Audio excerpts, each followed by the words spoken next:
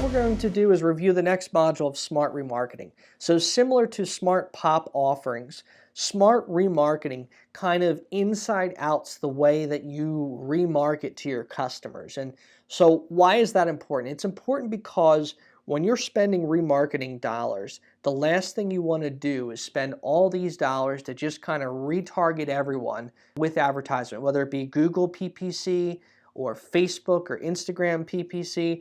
You want to deliver a quality advertisement and only stick it to the customers that you think qualify for your service. So we've taken this technology and have created the ability to create smart remarketing and retargeting efforts.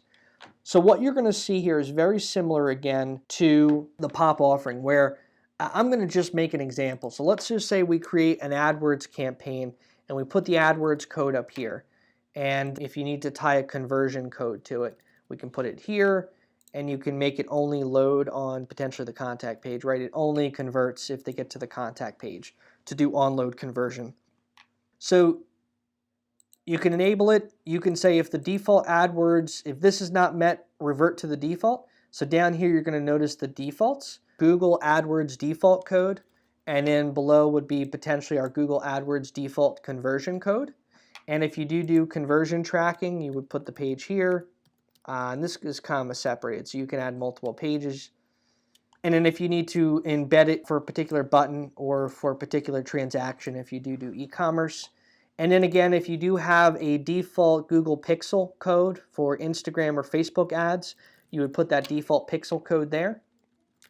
And so you can update these, and these become your default retargeting codes that get embedded and dynamically set to the site. So what we're saying here is if this campaign, which we're about to set up, is not met, use the default campaign. If you say no, then it's basically not going to cookie the individual at all. So if they don't qualify for this ad, they're not going to get this either. They're not qualifying. Sometimes you want to say, hey, look, if they qualify for this, give them this. But if they don't, give them the qualifying, generic business retargeting ad.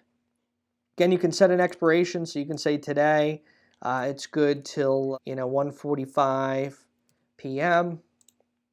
And you can do it again based off of Google PPC, or you can do it off of Google Ads, and you can do it off of both. So I always get the question, well, Facebook ads only gives you one pixel code. The answer is you're absolutely right. So what you're going to do now, and this is why I was saying it takes retargeting and kind of pulls it inside out. You're going to create customer segments that you believe are good for, good customers that come to the website, good buyers that are going to be great candidates for your product and service. Figure out who they are, what they look like, what their attributes are, and then you're going to create maybe 5 or 6 Facebook ad pixel ads, and each pixel ad is going to be tied to a specific customer segment. So you will create 5 or 6 pixel codes as the normal, just one generic default pixel code. So just run with me here. Let's just say we sell cars and trucks for the example. You might want to give a Facebook ad to your car customers completely different than your truck customers. Different retargeting, different advertisement message, different promotions. So you would go into Facebook and you would create a pixel ad for your truck, and you would create a pixel ad for your car. And so this would be the pixel ad for truck.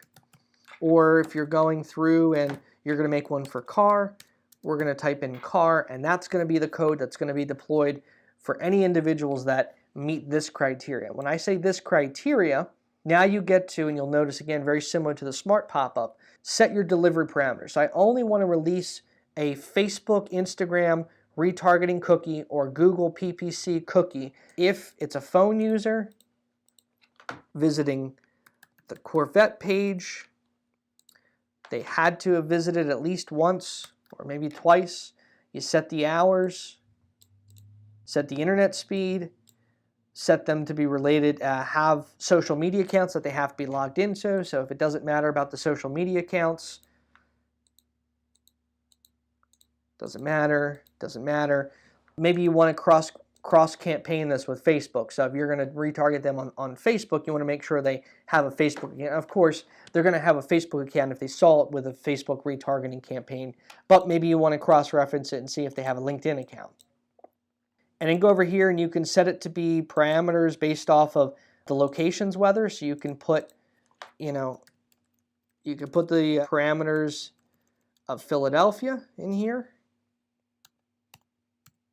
And so we have Philadelphia's, and we can say if you're within 3 to 10 miles of Philadelphia and you're a business and your business is making 500,000 to 500 million, then you're going to release this Facebook retargeting cookie and this Google PPC retargeting cookie.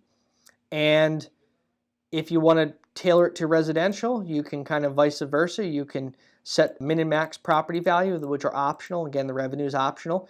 Or tailor it to, if someone's outside of that 10-mile spread, they're not going to see this cookie. So now you've geo-fenced around a specific area, and you're only going to release the cookie if they are close to your Philadelphia location. Going back to the Philadelphia location, you might want to say, hey, if it's not 80 to 100 degrees, I don't want to retarget them saying, you should get a truck cover for your brand new truck because it's going to downpour, because it's going to snow or what have you.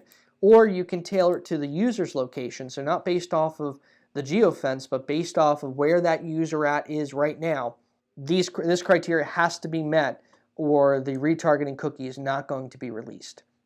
So what this effectively is doing is it's now going to, when a user comes to the site, profile the user, make sure that they meet all these different filters and they fall into the right customer segment. And then if they do, only if they do, it was going to release a PPC retargeting cookie on their computer so that then you're basically soliciting the right customer over and over again, as opposed to just cooking everyone that comes to any page or a specific page.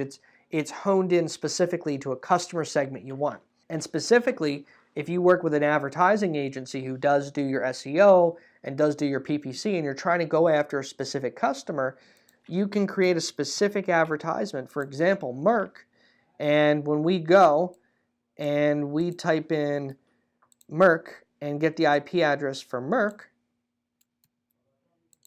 now what this means is that only individuals on a Merck laptop or Merck phone or Merck PC or at the Merck facility are going to be released this retargeting cookie. So now you can create a very rich campaign to maybe sub-buildings or the overall presence of Merck, really trying to create this conversion funnel or click funnel that works really well, because it's not just a blanket retargeting advertising spend. You've created this very niche advertisement in Facebook or in Google PPC targeted to Merck employees with Merck vernacular, and it's only going to be released for Merck employees. So you're going to get the most bang for your buck, as these advertisements are so segmented to the exact customer at hand. And then when I go and press add, I'm just going to go and press add for this example. What you're going to notice here is it created a remarketing ID number 3. And what that means is that you can take this remarketing ID of 3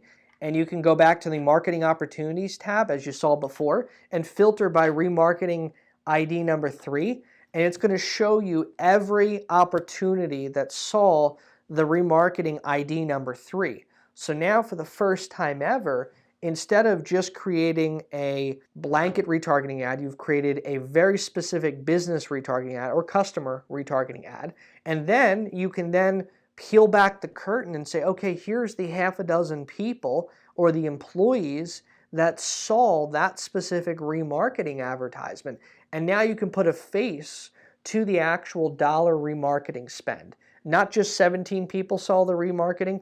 I'm talking about 17 names, phone numbers, emails, who it was, where they work, where their houses are, and really understand if the remarketing dollars are working for your organization.